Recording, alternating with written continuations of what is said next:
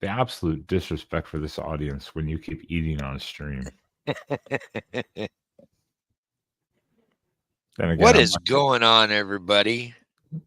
shut up. I'm watching Sam Houston State. I'm watching Sam Houston State and FIU in a slugfest over here in the fourth quarter. Yeah.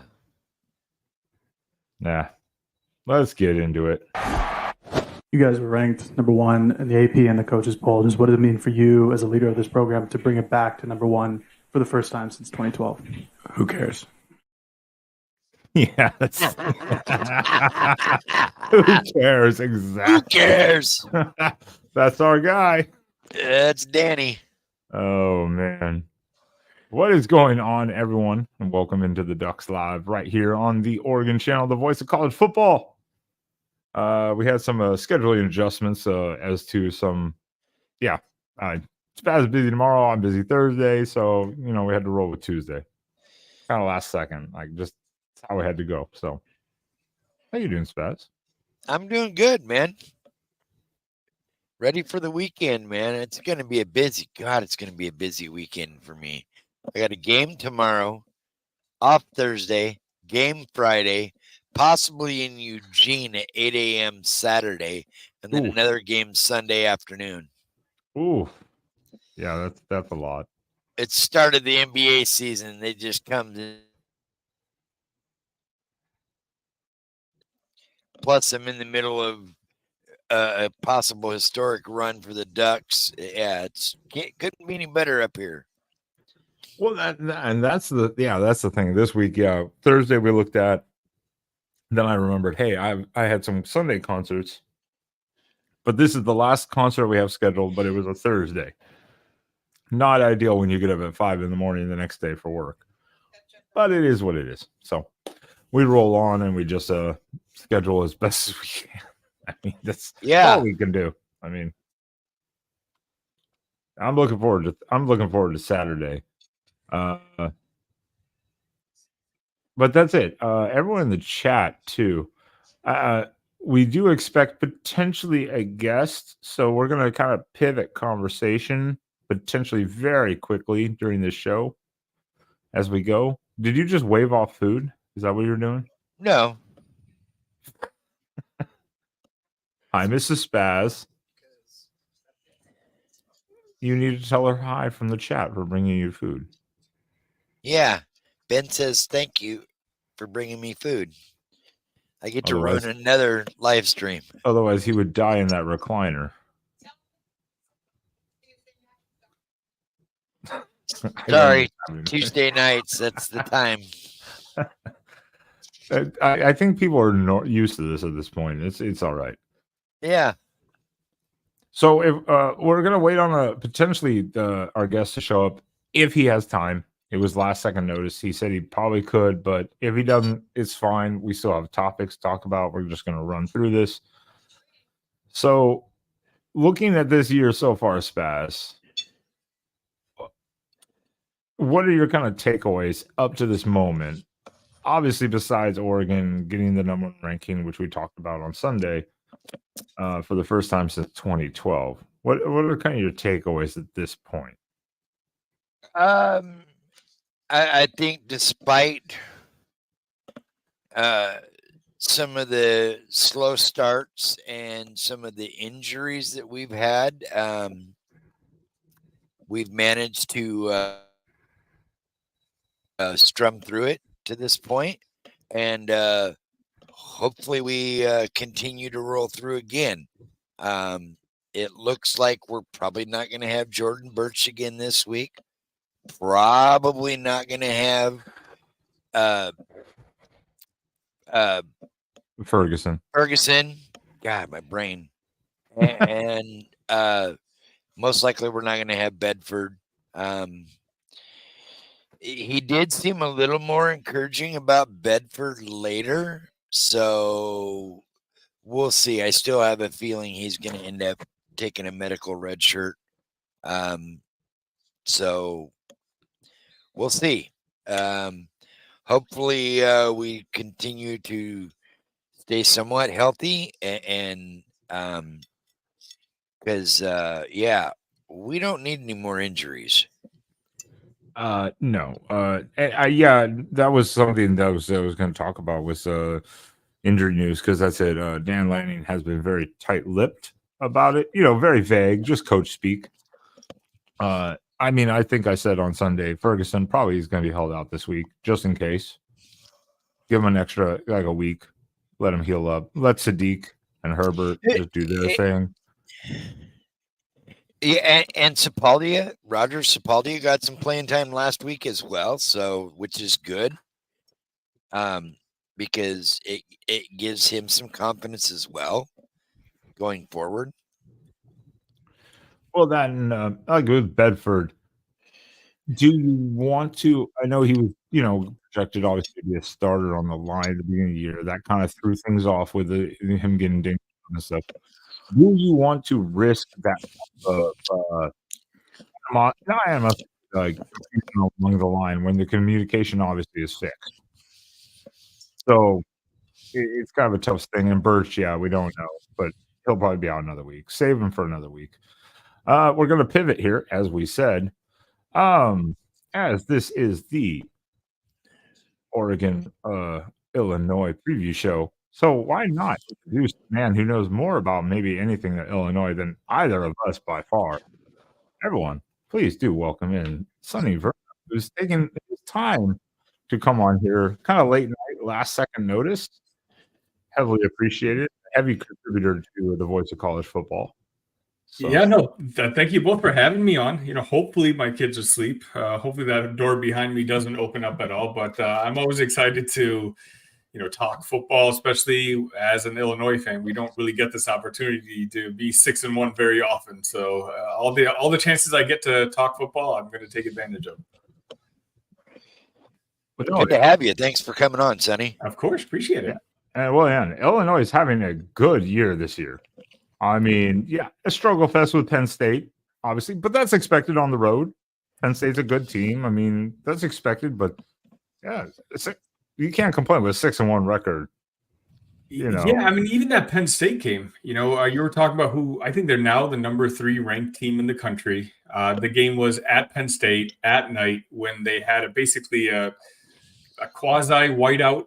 James Franklin was talking about that. And, we all know, as college football fans, that whiteout in Happy Valley is one of the most intimidating college football experiences that there is. And so the fact that Illinois, and even in that game, was only down by 7 points with 2 minutes left at the end of that game. So, it's one of those where every weekend we suit up against a different football team, and we're usually the less talented team, but it just doesn't matter just because of execution and coaching matters, especially in college football. And that's just something that Illinois has done a fantastic job of this year. Yeah, well, you do have one of the elite defensive coaches in college football in Brett Bielema. So that definitely helps. Yeah, I mean, he's been a godsend for this program. I've talked about this on my show, Locked On Illini, all the time. He's a guy it was a perfect match when Illinois decided to go get away from Lovie Smith and let him go. We had a guy who, like Brett Bielema, who's just basically, he's like a CEO at this level. Like, he understands what it takes to win at the college football level, and not just at the elite level, like at a program building type of school, which is what Illinois really is. And, he's hit the ground running. We at the end of Lovie Smith's tenure, there wasn't much connection between the high school coaches in Illinois and the program. I think back-to-back years, we didn't get a single player from the state of Illinois in the top 20. And for a program like Illinois, like, that's how you need to build your foundation of a team. And so Brett's completely changed that around. It's 6-1, obviously, is somewhat of a surprise, but it's a pleasant surprise. The Vegas over-under was 5.5. I tend to be more the optimistic when it comes to football, and I had us at 7-5. But it looks like now if we end up with 7 wins, that's ultimately going to be a disappointing season. Right. Yeah, exactly. Yeah, because after the Oregon game, that schedule looks pretty manageable. I mean, I've looked at it. I've got it pulled up actually here too. And I do want to talk about Brett Bielema a little bit because we obviously have some experience as Oregon fans dealing with Brett Bielema in different scenarios and different teams, and obviously, but this is an interesting game, one, because it's, of course, it's just another kind of first for Oregon in the sense of Big Ten conference games, but it's not the first time Oregon and Illinois have played each other. Sure. So, quiz time. I cheat because I already have it pulled up in the back screen. So I already looked. How many times has Illinois and Oregon played each other? Nah, I couldn't tell you. I couldn't tell you. Yeah, I mean, that's. Do you know when the last time they played each other was potentially? 2008? It wasn't that long ago, was it? No. Oh, it was way before that. Yeah, way before that? Oh yeah. Maybe I'm misremembering them. Then no, I couldn't tell you. Then at this point, But boy, the last time we played was 1995. Wow. Or Mike Bellotti's first year. We are 2-1 against the Illini. Rich Brooks, Mike Bellotti, and I'm sorry, maybe it's a little skewed here on the view. Let me pull this tab over here. Probably should have moved that screen over. That would have made things a lot easier to look at. Like it's zoom in. The zoom always looks good at first, and then as you start changing stuff, it always goes out of whack. Oregon's 2-1. We lost the first matchup in 1970.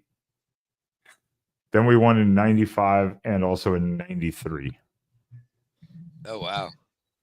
Well, we're not going to go that much longer for a meeting. I don't think we're going to go 30 some odd years anymore. But I'm glad. I've never been to Eugene. I'm not going to be able to make it this weekend, but at some point in the future, it's nice that I'll be able to, and I'll have a reason to.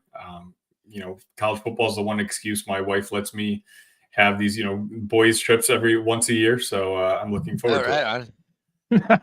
You got to have one of those. I mean, people. Well, if people were watching the Oregon Channel, like Spaz knows, last year I took my guy Sam to his first. Well, actually my first Oregon game, because I've lived out of the state of Oregon for 20 years. Yeah. Okay. And I was in the military, and so I took him to Lubbock to watch the Texas Tech game. He walked out like late in the third quarter. He's like, I'm going to leave. That was a good decision, actually, to a degree, besides the fantastic endings, because you couldn't get a lift. They shut down the roads like 3 miles around the stadium, and I walked like 45 minutes back to the Airbnb. Oh, geez. I mean, I'm in Texas now. I just recently moved out here about 2 months ago. I'm about 20 minutes away from the Longhorn Stadium, which is nice. So it's nice being in a college football environment. I used to live in Chicago. I've lived in Chicago my whole life, and that's more of a professional city. But I'm excited for the game on Saturday. Not really professional with a lot of bang bang. Yeah, you're deep Austin at that point. If you're that close to Longhorn, I'm in Houston, so I get you. Oh, okay, got it. So it's a Brett Bielema. One, me and Spaz know him. We played against him in Wisconsin. Obviously, totally different teams. Wisconsin, Russell Wilson, that fantastic. Brett Bielema, though, is a very solid fundamental coach. Like, he wants to build things the right way. Last year, Illinois took a little dip downward from the year before, but this year, the trajectory is high. I mean, we had that fantastic year 2 years ago where we started off the season 7-1. Ultimately we stumbled a little bit at the end, and I think we finished 8-5. But Illinois is a program that's our goal usually is just to make it to a bowl game. And so Brett Bielema, all 3 years, if the ball bounced a different way, we could be back to back bowl teams, and it just didn't work out. Last year, same thing. We had an 18-point lead on Wisconsin in the fourth quarter, and Wisconsin ended up winning that game. The final game of the year, it was against the Northwestern Wildcats, and it came down to a non-call, and we ultimately lost that game. Basically keeping us at 5 wins and keeping us home from a bowl game. But this year, as you said, Brett Bielema, he knows the long-term plan, and he's not trying to take shortcuts. Every person I meet up with, in this variety, right, where we'll talk about the matchup, preview the matchup, and then maybe sometimes after the game, I like to circle back and try to get a opinion. Hey, what did you think about Illinois? Like, if this is your first time seeing, let me get an outsider's point of view. And every single time they're just like, you guys are so well coached. Like, if our defensive backs get a hands on you, you're going down. You're going to be tackled. Now, again, it's one thing when I'm talking to certain teams, insiders, and now I'm talking to you guys who have arguably the most talented roster in the country. Things might be a little bit different, but again, coming into this year, according to 24/7, Illinois was ranked number 18 in the talent rankings in the Big Ten, dead last. And so that's 18 out of 18. Wow. 18 out of 18. And here we're sitting after 7 games at 6-1. And that just kind of tells you that, our recruiting classes aren't necessarily all that great, but Brett didn't have great recruiting classes at Wisconsin either. It was just he finds traits, he finds size, and he coaches the culture. Exactly. 100%. 100. I talked about this. After that Penn State game, nobody had us winning at Penn State. I think we were almost double-digit underdogs. We were 9-point underdogs in that Nebraska game in Lincoln, on a Friday night, also a very tough atmosphere. And post-game, they talk to the Illinois players, and they all talk about like how they came in there. They weren't there for moral victories. They didn't care that we were only down 1 score against Penn State, a top 3 team in the country, in one of the most harshest environments in college football. They came there to win. And so that's why I just finished up my episode of Lockdown Illini about 2 hours ago. I talked about how most of us probably don't give us much of a chance of winning against Oregon, but there's 110 guys in that locker room and that coaching staff that genuinely believe that they're making that trek out there to Oregon to shock the world. Right, exactly. And from what I've seen from Illinois, the bits and pieces this year, if we slip in and get dumb and play like we did earlier in the season, it wouldn't shock me if Illinois shocked the world. We still have to play landing ball, and that's fundamental, executing, moving the ball, and keeping the defense off balance, and just continue to play solid tackling football. Otherwise, we can get knocked off. It can happen. You guys are strong favorites, and that's completely understandable. I think I saw one of the analytic pages gave us like a 14 or 15% chance of winning. Even that's a little high to me.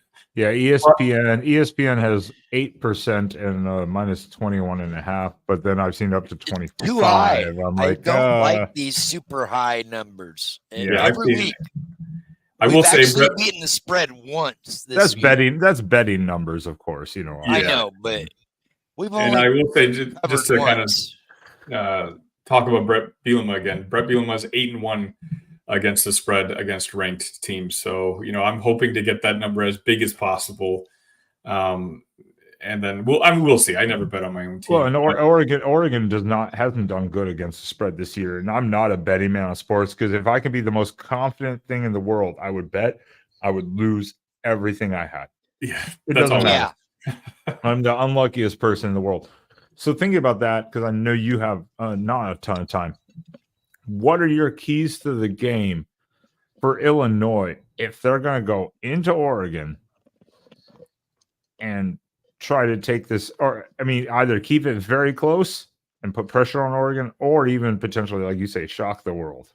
Quite honestly, we're going to have Oregon play like they did the first couple weeks of the season. Right now, you guys are in sync and you're looking like the Oregon that everyone expected them to look like. But Illinois likes to take away the ball, right? And so if Illinois can get a couple takeaways in the game, the trenches for this Brett Bielema team aren't playing like a typical Brett Bielema team. It's probably actually our weaknesses when it comes to units on this team, which is, again, why I'm so leery of going up against the talent that Oregon has on the lines. But they had their best game of the season against Michigan. Everyone said that after that second half against Purdue, where ultimately we gave up 49 points in that game, that the wheels were falling off, that everyone was saying, okay, here's a repeat. Illinois is not as good as the record dictates. Purdue's a bad football team. And I came on that post game immediately after the game, and a lot of the viewers, we had a couple hundred viewers, and they were kind of upset that I basically said that, sometimes college football happens. It's not always about just a strong team's going to steamroll the other one. Sometimes Alabama just lost to Vanderbilt at the time. They had barely squeaked by, I believe it was South Carolina. College football, sometimes you're going to have a bad game. I predicted earlier, Illinois is always going to win games they're not supposed to win, but they'll always lose games they're not supposed to lose. And every other year for the past 4 or 5 years, that game against Purdue, they would have lost. The fact that we gave up 49 points and we came out victorious, to me, was actually a positive step for the program in general, so showing that, hey, because Brett, once he, started coaching Illinois, he talked about, the mindset of the program, like, hey, the football team's used to losing games. So what I need to do is get them switched from the mindset of when the game is close at the end, that they're going to lose the game, to all of a sudden flip the switch and be confident that they're going to win the game. And this year's been like the culmination of that. Again, we beat Kansas in a very tight game late. Nebraska, nobody had us winning. Again, 9-point underdogs in Lincoln. We go to overtime, and Illinois pulls out the victory. Purdue, same thing. You're up 27-3 at one point. And, Purdue ends up scoring, taking the lead, 43-40 with 50 seconds left. And what happens? Illinois, Luke Altmaier, they drive the field, kick a field goal, and ultimately win it in overtime. So, he's changed the culture around. You're going to need a lot more than culture to beat Oregon. But, again, if you guys stumble out the gate and, we get a couple timely turnovers, and, maybe if we can go up a couple scores early, whether it's because of turnover or, a big return or something like that, I know we'll have the game plan for it. I trust our coaching staff. I 100% do. It's just the massive talent differential between both sides that I think is going to be difficult to overcome.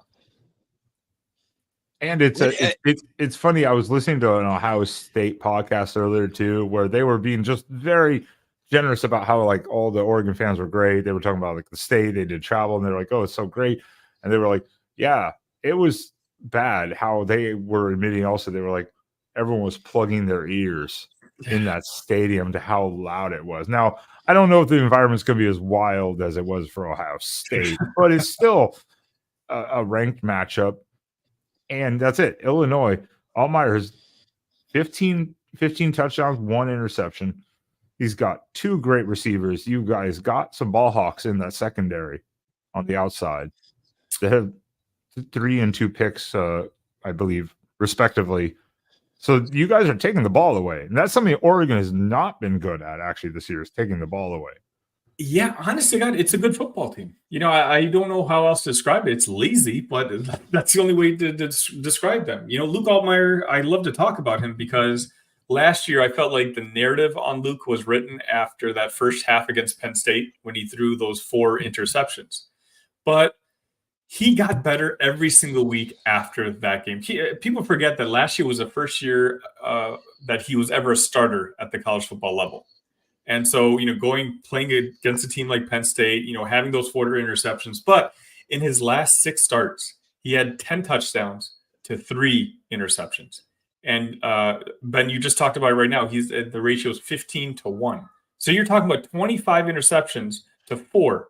Or 25 touchdowns to 4 interceptions in his last 10 or 11 starts or something like that. He's really matured, and he can carry a game with his legs. He only had 80 yards passing against Michigan, but he had 56 yards, I believe, rushing the ball. And he's just someone who can he's not an elite quarterback, but I call him a top-level game manager. He's like a B+ quarterback. He's not someone that's going to, if your team around him is not good, I don't think he can single-handedly win games for you. But if your team is good, then all of a sudden he can make your team dangerous. I think, very well put. Yeah, and had a good year. I think a good thing too is again, we don't know about Jordan Birch. Apparently, he's not. It's tight-lipped. He's not going to play this week. But he has taken Allmeyer has taken 20 sacks. Is that a little concerning with that O line potentially, even without definitely? Jordan Birch? It's a combination of weaknesses. It's the O line, which the tackles are great, and tackles are two transfers we've got in from the transfer portal, J.C. Davis and Melvin Priestley Jr. They've played great, but the interior of the offensive line for most of the year has struggled. And if there is one weakness that Luke Altmaier has, is he holds on to the ball sometimes a split second too long. And so, but having said that, a lot of people coming into this Michigan game thought that we were going to get steamrolled by their defensive line and that Luke would get sacked 4 or 5 times. And it didn't happen. Luke got sacked once, but that was a covered sack. That was one of those where Luke just held on to the ball a little bit too long.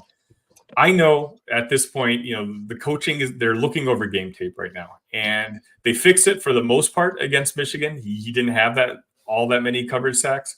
And so, I think the game plan is going to be something very similar. Like, he's going to have to trust his internal clock and get the ball out or throw the ball away.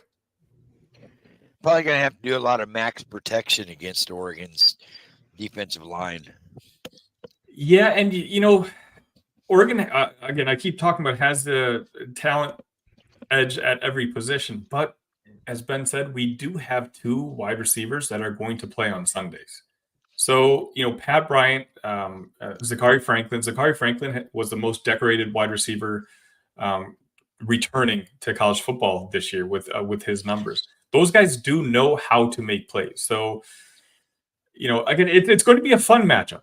It's going to be interesting to see for me, whether we keep it within the spread and whatnot. It's a game I'm looking forward to. But, I know I got to leave in a couple minutes, but the future is so high, right? Like if Illinois loses this game, which most expect them to do, they're at 6-2. But if you look at the remaining part of their schedule, I think they should be favored the remaining part of that schedule. And so you're talking about Illinois being potentially 10-2 and discussed as a potential college football playoff team.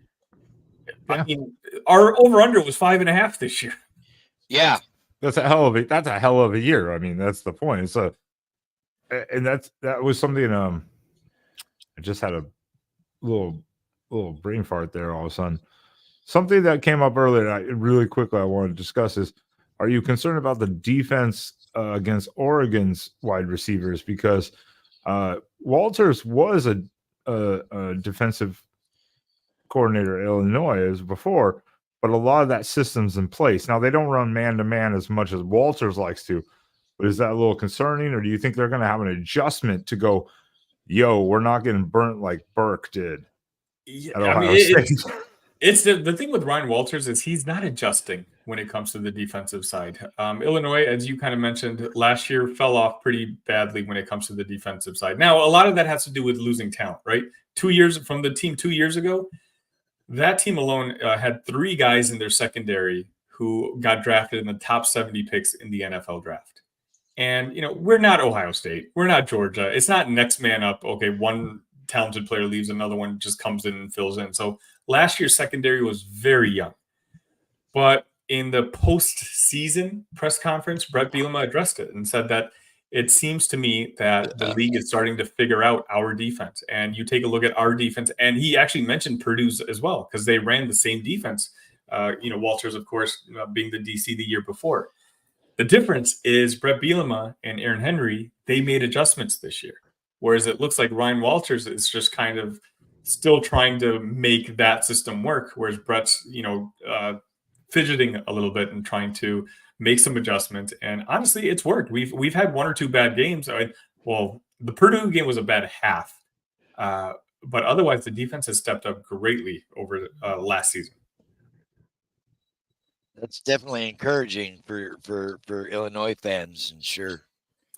Yeah, I mean, before you jump, let's give us your score prediction. Oh, I wasn't going to put him on the spot with that. Yeah, I mean, don't hold me to it. I will say put him on the spot for that. I'll say 37-17 Oregon. I just don't know if we have the firepower. And quite honestly, if I'm going to be honest with you guys, the game last week was huge and circled by the Illini for 2 years now. We felt like we should have beaten Michigan 2 years ago, and we got gypped by some really poor officiating at the end. Yeah, what the hell is happening with the 10 officiating? We have seen some of the worst. Just get used to it. Blatant calls or delinquent calls. Bad. Jesus. Well, the Big Ten hired some of the Pac-12 officials. That's part of the problem. Yeah. And they didn't put them through training. But that was it. I was going to say congratulations on that win, the 100th anniversary with those custom throwback unis. Yeah, which I love them. Those were great. And those uniforms were 2 years in the making. Brett Bielema had been talking to Nike for 2 years to get that. It was, as I was saying, it was a huge deal that particular weekend. Josh Whitman, and I don't know if you guys watched the game, but CBS did a fantastic job with the whole presentation. Yeah, they did. And it was your first time on CBS since like 1983 or something ridiculous like that. There's a lot of firsts. There's a lot of firsts this year, and the helmets were great though. The helmets were. And you're going to be on CBS back-to-back weeks. Exactly. I was just about to bring that up. It's funny because now we're about to do it back-to-back. But again, that's just all credit to Brett and just how good this team has been. Like right now, of course, Indiana, and understandably so, has gotten a lot of the publicity, the positive, the surprise team of the conference and whatnot, but. If we switch schedules, I don't know if Indiana is 6-1. If Illinois got to play Indiana's schedule, I think there's a chance that we could have been 7-0. I wish we had played each other this year, just to kind of settle it on the field. But it doesn't look like that's happening. I don't think we're going to meet up in Indianapolis or anything like that. But it's a team that even as an outsider, it's hard to hate this Illinois team just because they're just a bunch of guys and they're relatively young too, which is nice. Luke Altmaier, he's got one more year of college football after this. So he could be returning. A lot of the mainstays on the team will be back next year. And who knows? Next year could be, the year that we actually make a even more serious run than this one. Yeah, and Indiana's in trouble now because they lost their quarterback, so... Well, their backup's pretty. He's okay, and it's not the worst schedule in the world for the next couple of games for them. But yeah, we'll see what happens. But yeah, I like Brett Bielema. Never had a problem with him. That Wisconsin, Oregon, Rose Bowl, just one of those classics. Yeah, yeah.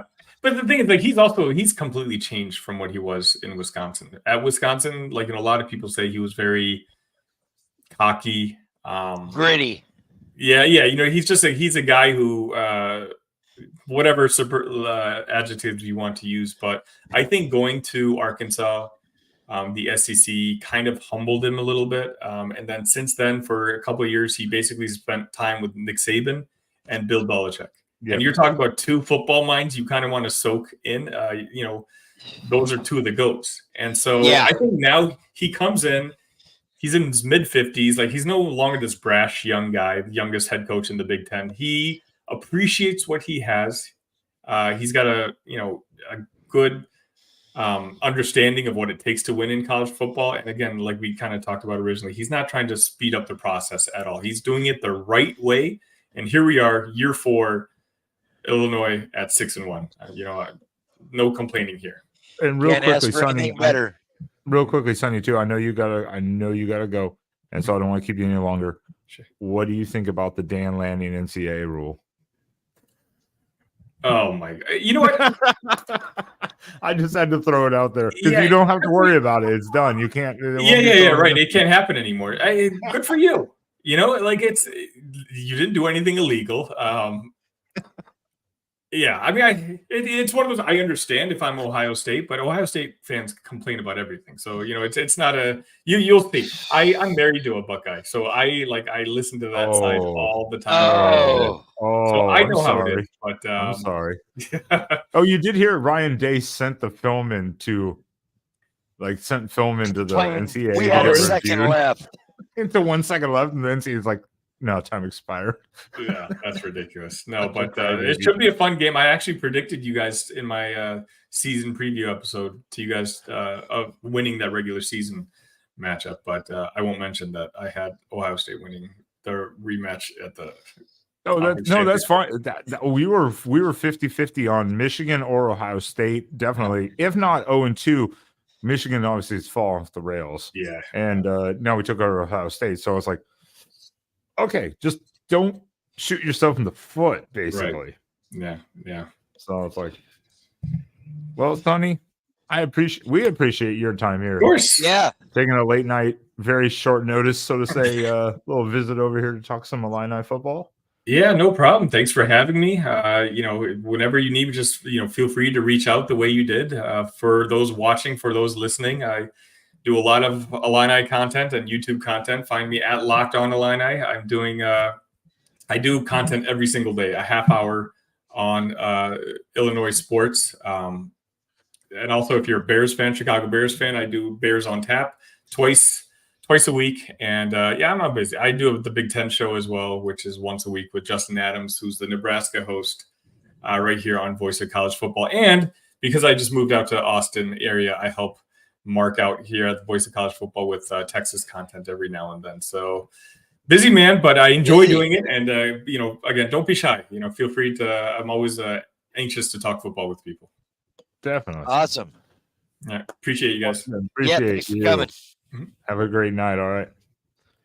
Sonny Verma, everyone. Locked On Illini, and definitely a Voice Called Folk contributor here. I didn't want to put him on the spot for a score prediction, so I was like, "You're a dick, Spaz." I didn't want to put him on the spot. Next week it's your turn, John Diamo. We're gonna have you. Yes, I have to hit up John for maybe the Big Ten show to do a Monday night / Michigan obviously crossover. We should. We have to get through Illinois first this week. And I think, as the intro video said best, the thing with Purdue was that trap game. We labeled it as the trap game because if you lose or win to Ohio State, then you have to go on the road. That was the trap game. Ducks didn't show it. Then Lanning comes back out and is like, "Oh, what do you think about being number one now?" And he's like, "Who cares?" That's his mindset. Who cares? Just win the day. Yeah, just move on. You got to do the next one and win. We're not done yet. Did you see his food analogy? No. Or hear it? I think it was in the presser. It was just after that. It got cut because that was the part where everyone was looking at. He said it's like if you go to a restaurant, you order a plate of food. You eat half of it. You're still hungry. You're not going to stop there.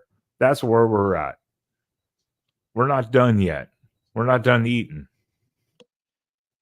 I was like, makes sense. It's FEBU, FEBU.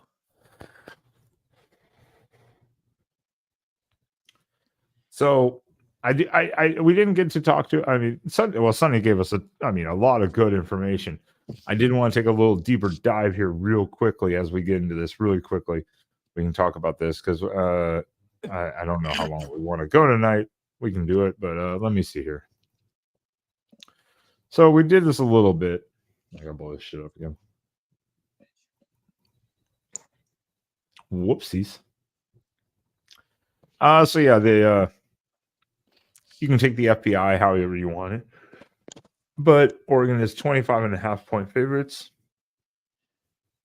We'll do our score predictions later if you want to. You can start thinking about it, Spaz. Illinois has put up points. I will say that. Obviously, except for Michigan, but that's kind of a rivalry. It was the 100-year anniversary. It's one of those games. The Purdue one is a little shocking. That's the most shocking one.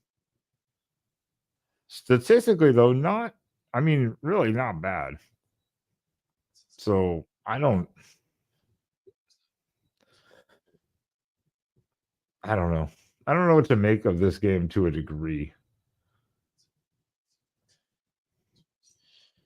Yeah, I'm not sure. It's going to be interesting. I mean, I do think I don't think it. I think I could see definitely half of it being close. The first quarter and a half, even the first half being a little close, depending on the game planning. But like we were talking, they've got some guys on that defense. There are some ball hawks back there that take away the ball. You've got Xavier Scott and Miles Scott. They call them the Scott brothers. They're not related apparently. But 5 interceptions between the two of them, and that's something Oregon's not been very good at this year. Is taking the ball away. No, we've had our moments, but overall, not very well.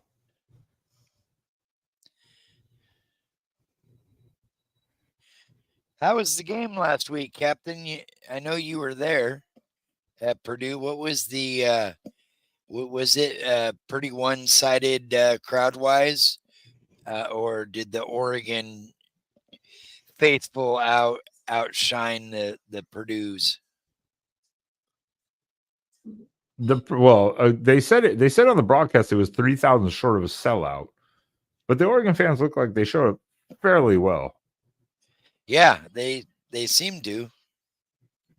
And I don't know if their top running back is out. Sonny didn't mention it. Really, they have a 1-2 punch, kind of like Oregon does to a degree.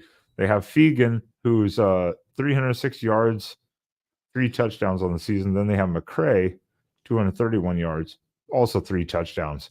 They have kind of a 1-2 punch. So they don't really run the ball very effectively. Yeah, neither one is super dominant. There's 4.6 and then 4 yards average. But then they have a guy behind him. I'm Lowry. Aiden Lowry. I'm probably butchering that last name, Lowry. He may have only 199 yards, but he's 5.5 yards a carry. So they do have some guys back there that can carry the ball.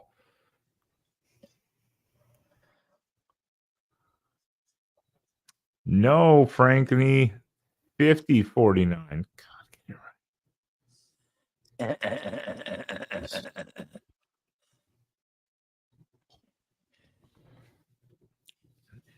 But Illinois. Purdue scored 49 on Illinois. I don't like Frankney right now. Yeah, the Ducks held them to 0. She must be. I think she's drunk. That's why. No, she went to my favorite steakhouse and didn't invite me. Rude. That bitch. I know, right? What steakhouse was it? Ruth Chris Steakhouse, downtown Portland. Oh, okay. I was like, there was a. Okay, now we're getting off topic. I was going to say there was a great steakhouse in. I could find it on a map, not in downtown, more in other parts of Portland. It was there for like 40 years, 50 years. It's probably shut down now, but it was a great. Build Steakhouse on Sandy? Right off the freeway? Okay, now I have to look at the damn steakhouse. Damn it. This is what happens. People get me distracted on this shit. Hold on. Because Bill's was a great steakhouse. Killing me over here. It's probably I'm gonna assume it's closed down nowadays, but let me see if I can find it in the background here. Yeah, no, the Duck fan looks like they turned out pretty good on that at that game. For a Friday at Purdue of all places. Yeah.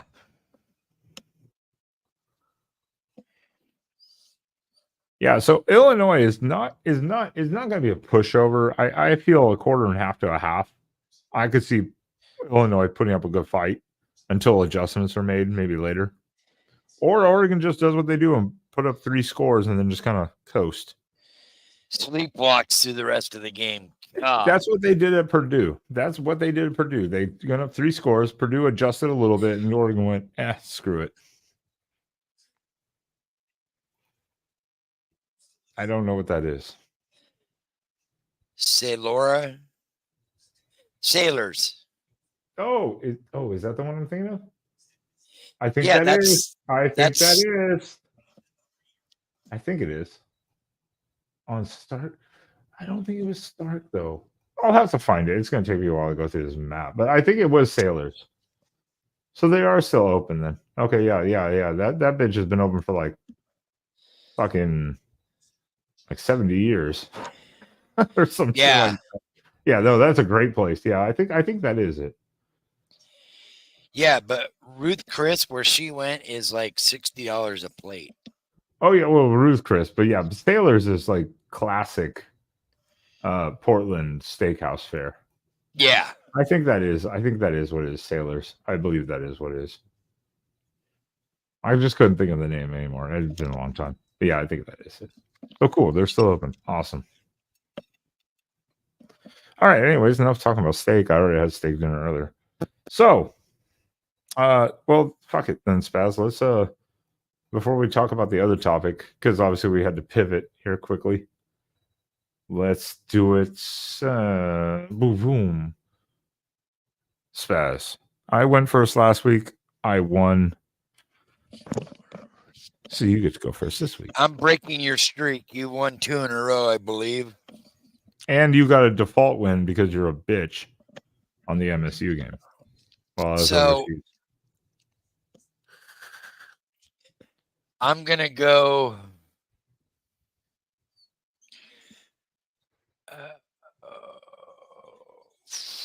It's hard, isn't it? It's tough. Because Brent Bielema defense, I'm going to go 38-14 Oregon. All right. I can see that. I mean, Sonny did 37-17.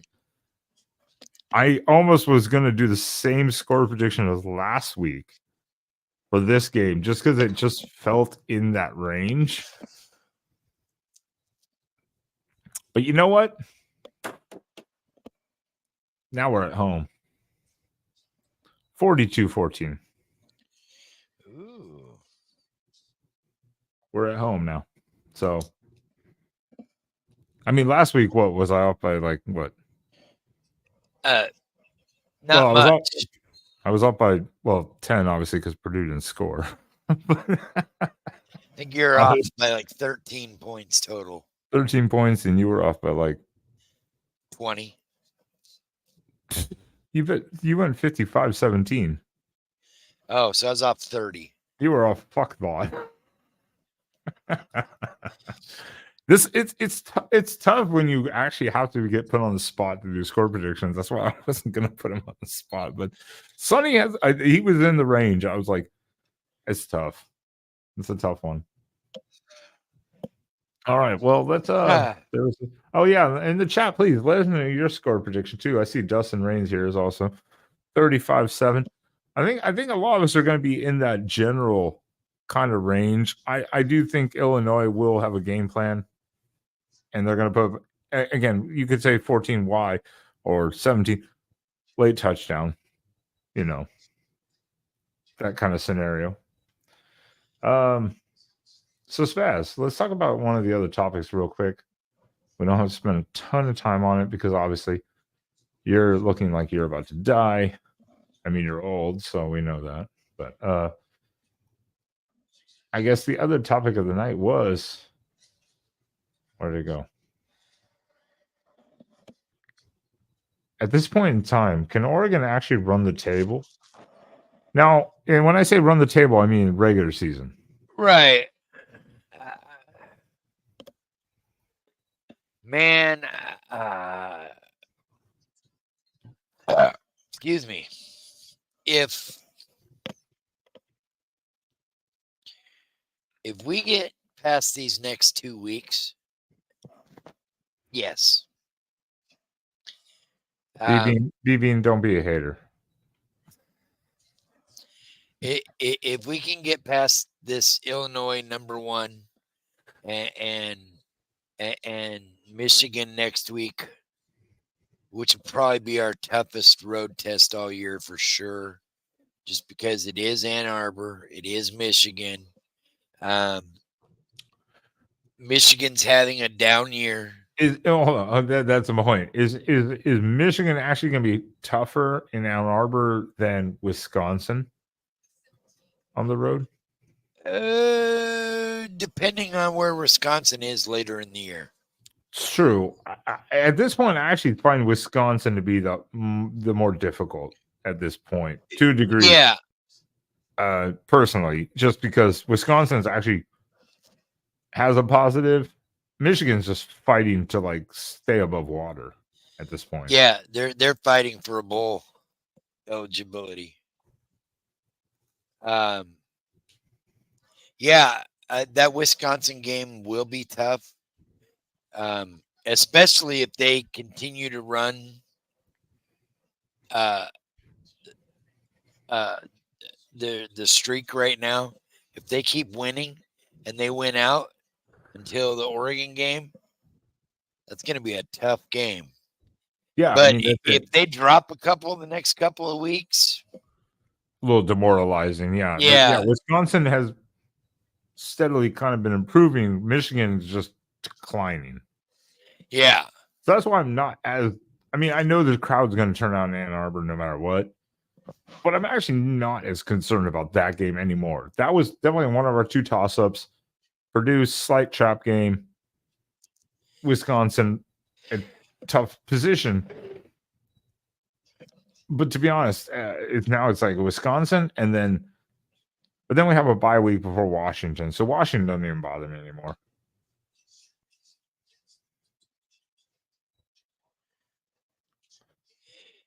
Yeah. Exactly. Yeah. Michigan literally can't complete a forward pass. Although last week they went for over 200 yards in the air, so they couldn't run the ball. That was a good sign for us. Yeah.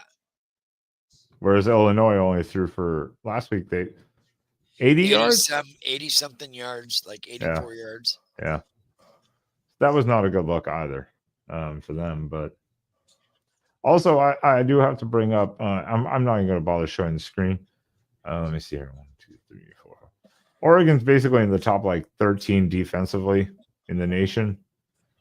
Illinois, for the offense that they faced, are 30th. It's not terrible defense. I mean, if you're in the top 30 defensively, that's not bad. But they haven't faced very good offenses. They haven't faced an elite offensive scheme like what Oregon runs. Yeah, because even Penn State, I'm sorry, is not exactly the juggernaut offensively.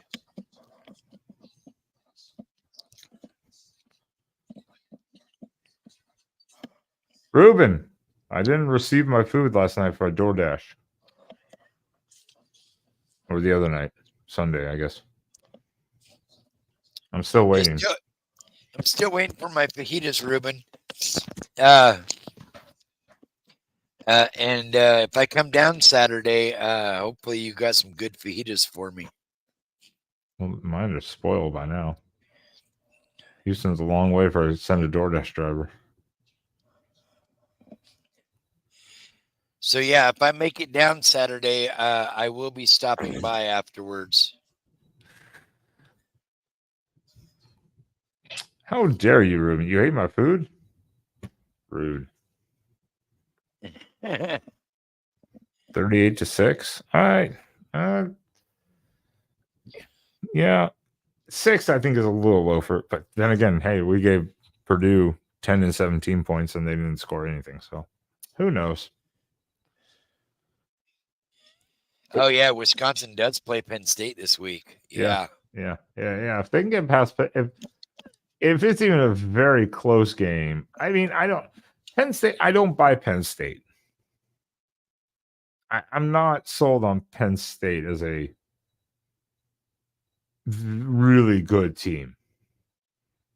They've escaped a couple of emergencies, basically, last second. I'm not sold on them.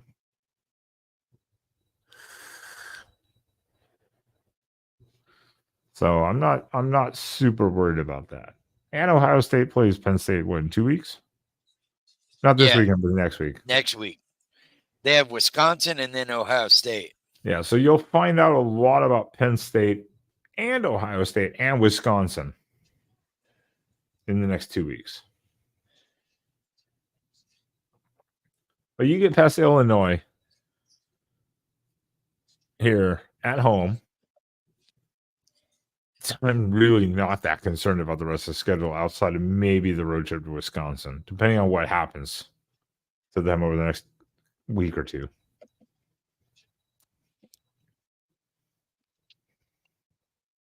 No, it's USC, B-Bean. USC. Yeah. I'm kidding. I have no idea, to be honest. I wouldn't want to rate their wins because everyone's different. They beat the time zone thing. Penn State did. The time zone travel dilemma that the Big Ten has seen this year. So did Oregon. Yeah, it's like they beat it. So I mean, hey. So did Oregon. No, I know, but I'm saying Penn State beat it too, and we're one of the only three teams that did it: Indiana, us, and Penn State. Everyone else is lost. Yeah, that's a good score, Ruben.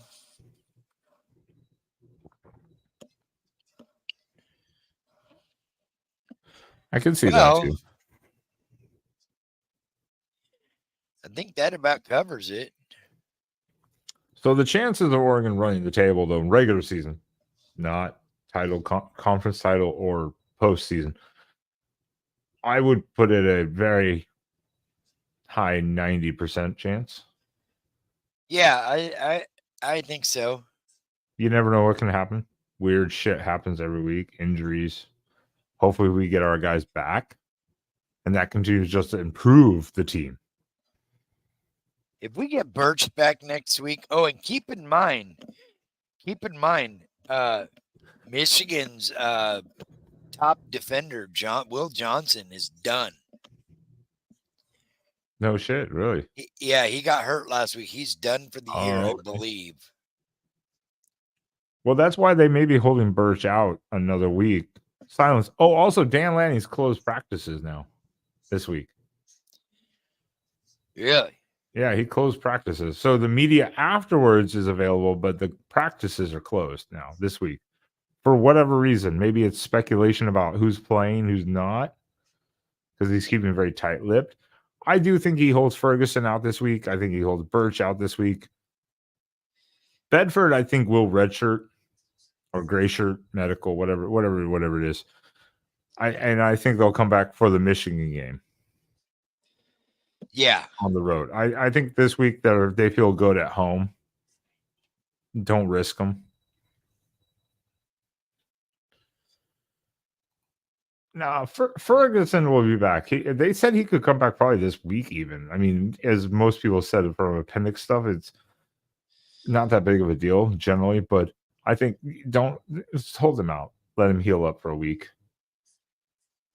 Don't know. I've never had my appendix out.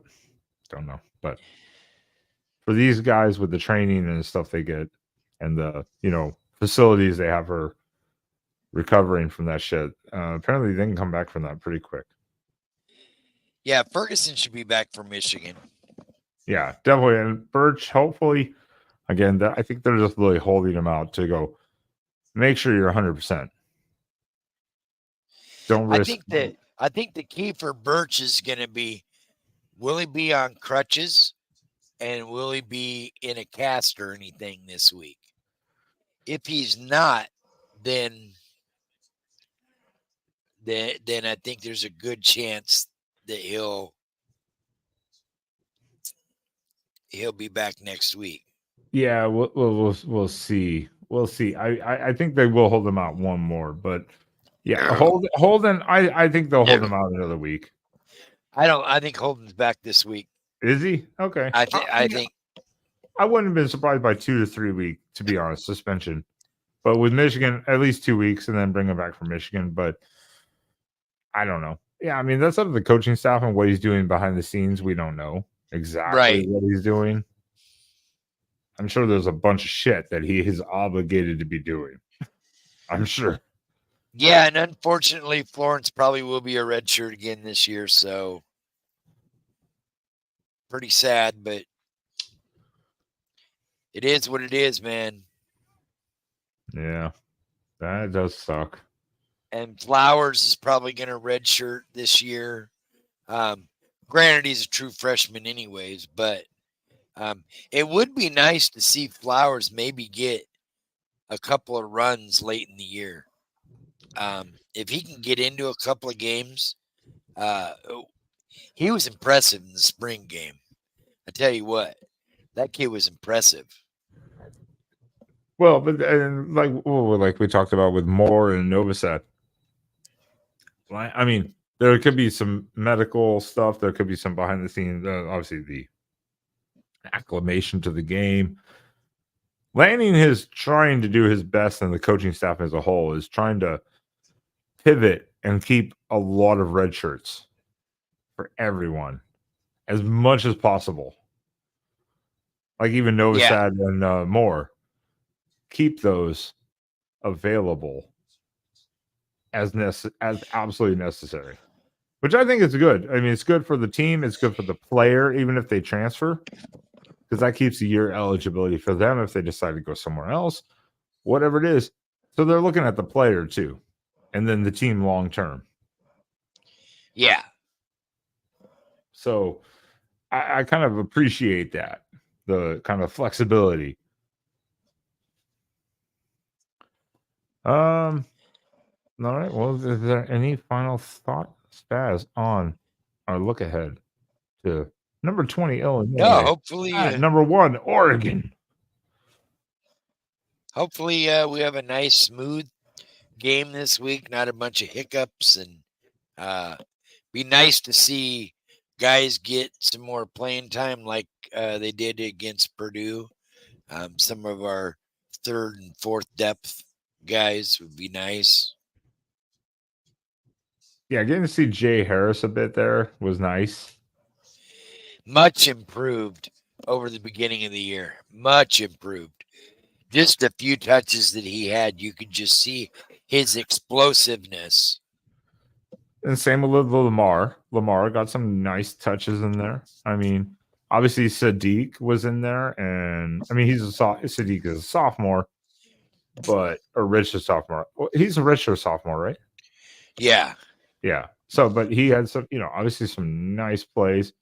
Got to see Justice Lowe in there getting some catches. Got to see a bunch of different people in there. So it was like, it was nice. It was nice. Obviously, Lowe stepped in because of Holden, but still good. Well, I agree. I hope this is a stress-free weekend. If I'm here stressing out by the fourth quarter over this game, don't expect me on the post game. But by the way, everyone, yes, please do check us out here on the Oregon channel here at the Voice of College Football for the live post game show this Saturday. Something like 5:30 Central. Ben could be solo with a surprise appearance from Autzen Stadium. I will boot your ass off the show forever. No, that's fine. It's a midday game, so it's actually a nice game time. It's what is it? 12:30 my time. Yeah, so it's 2:30 mine. Yeah, 3:30 Central. So it's midday. Nice game time. So do check us out the post game here this Saturday live. Make sure to subscribe. Hit that notification bell. Also hit that like button if you want to be generous. It's free, and nothing's better than free shit. That is right. Unless it's like covered in some weird shit, then don't take it. Leave that shit on the side of the road. Other than that, also make sure check us out here. Generally on Wednesdays for the weekly live Duck Show.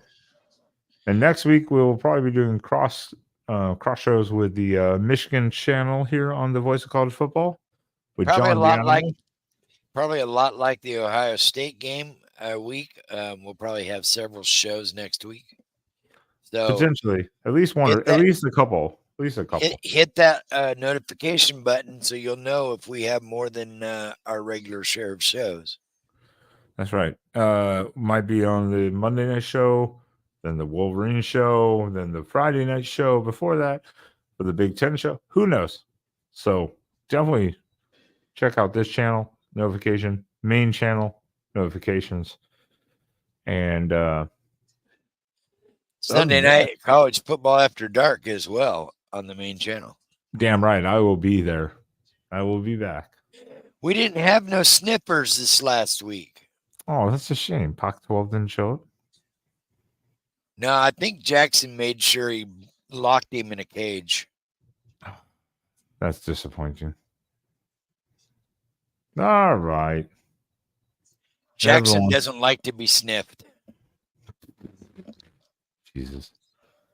All right, everyone. You guys have a great night. Spaz, once again, thank you very much. Sunny Verma, thank you for showing up here from Locked On Illinois, or Locked On Illini. Apologies for talking all things Illinois football with us. And thank you to the chat and everyone here. We always appreciate all the contribution and viewership. So everyone, We'll see you guys Saturday. Damn right. So until then, quack. Quack. Quack. You guys were ranked number one in the AP and the coaches poll. Just what does it mean for you as a leader of this program to bring it back to number one for the first time since 2012? Who cares?